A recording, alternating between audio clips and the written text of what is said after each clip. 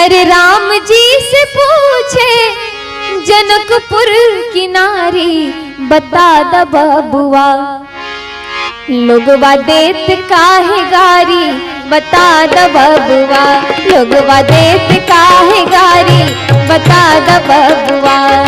अरे राम जी से पूछे